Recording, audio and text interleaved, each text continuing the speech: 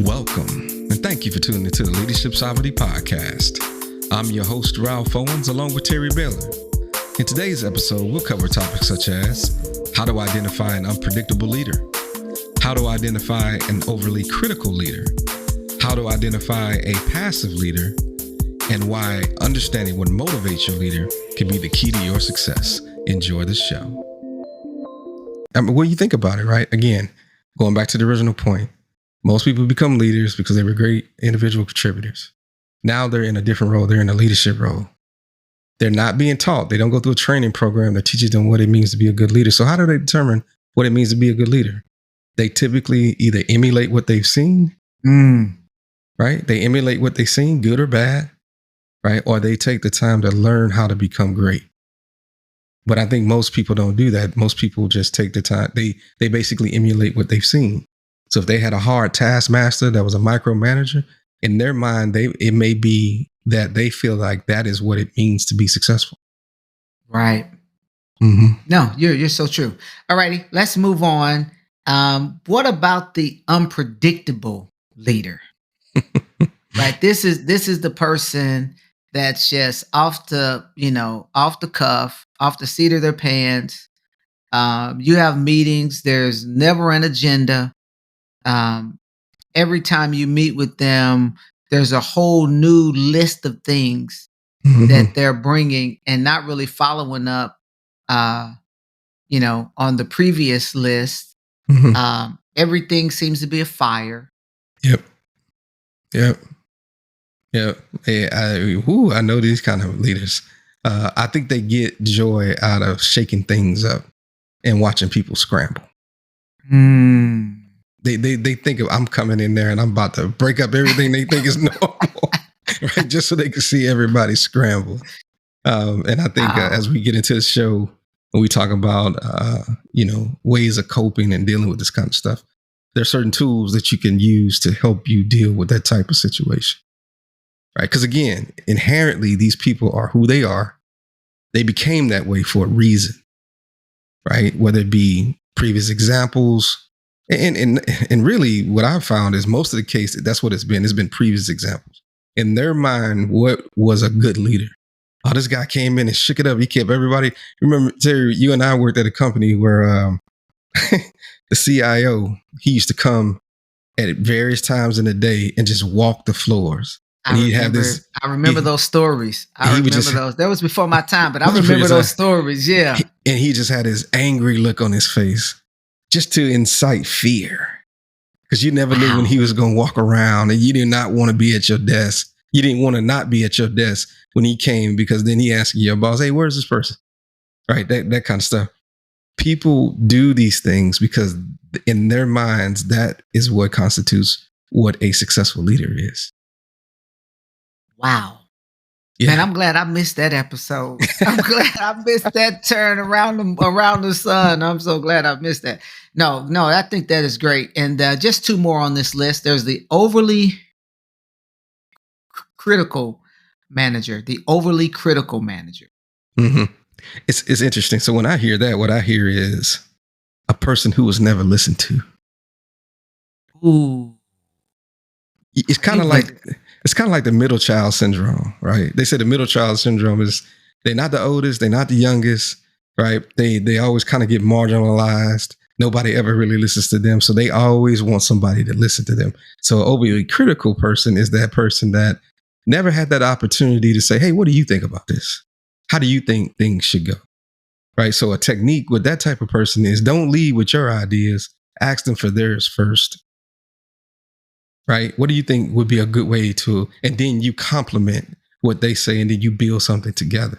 But if you come in and you lead with an idea with a person like that, they're automatically going to try to shoot down everything that they would have thought because you never gave them the opportunity to speak first. Wow. Ooh, we may have to circle back around on some of these. That is real good. That is real good. And then the last one I have on the list, I'm sure there's more. It's the, that passive, that leader that seemingly, right, in the midst of adversity, or there is a huge decision that needs to be made. They're just kind of passive, right? Seem to always have the bucket and their team always takes the brunt of whatever's going on. Yeah. Yeah. Well, we know a little bit about that, huh? Don't we? Because we had a leader who checked out on us for about 9 months. It was a while. It was a while. But we took that opportunity to, he came back. He was like, who are these guys? Right. We was running that thing. We was running it. Yeah, we was running it. Yeah. But you definitely have, those types of personalities who they don't want any kind of opposition. And at the end of the day, I love the way I've heard this. Everything rises and falls on leadership. Somebody's got to stand up and be the leader. And sometimes you have to be the leader when your leader won't be. No, that's great. And so here's, what we want to identify is we know that every one of these scenarios and every one of these type of leaders impacts the environment. It impacts the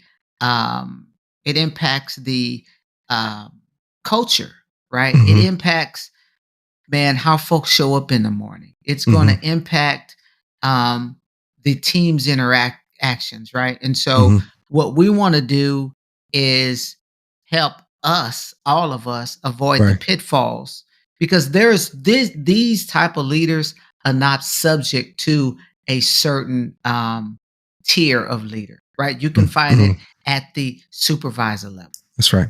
Right? You'll find it at the manager level. You'll find it at the director level.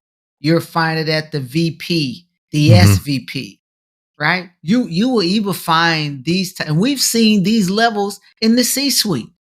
Yeah, yeah. You gotta be laughing because everybody's worked with that person that as a coworker they were great.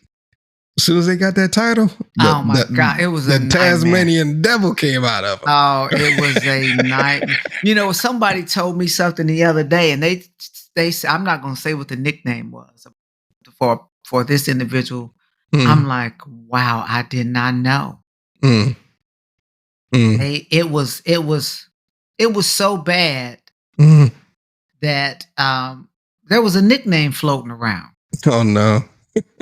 Right. And just in case somebody hears this, I don't want to say the name because they'll know maybe the institution or whatever. But and saying that, Ralph, let's just hit on this just a little bit.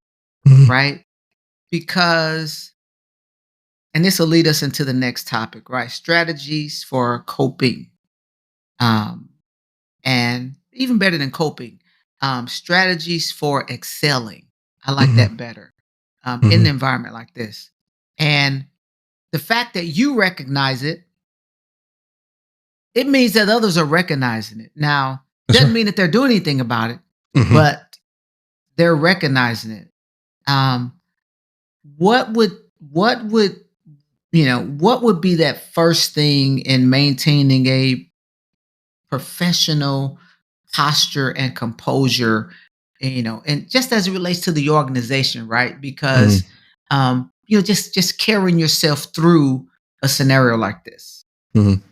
Great question. So a couple of things that come to mind that I kind of notated were you have to understand that your success in a company is tied to your leader. Whether they're good, bad, great, or ugly, it is tied to your leader. It comes through that leader. And it's been said that people really don't leave companies. They leave their bosses. They leave their leaders.